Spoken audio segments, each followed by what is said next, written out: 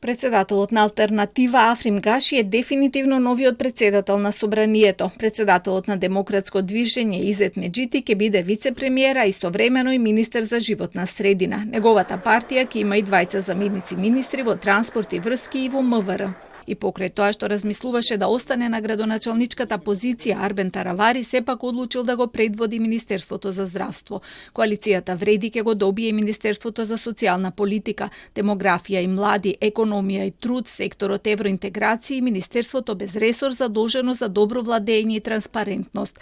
По рацете на ВМРО, ДПМН и коалицијата Твоја Македонија остануваат МВР, Министерството за финансии, транспорт и врски, образование и наука, култура, Министерството за надворешни работи, земјоделство, локална самоуправа, одбрана, енергетика, политички систем и други.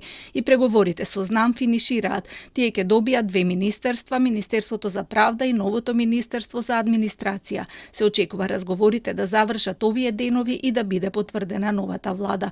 За утре е закажана конститутивната седница на Собранието. Со ваква владина коалиција мандатарот Христијан Мицкоски ќе располага со двотретинско мнозинство, колку што е потребно да се направи реорганизацијата што беше најавена во предизборната програма.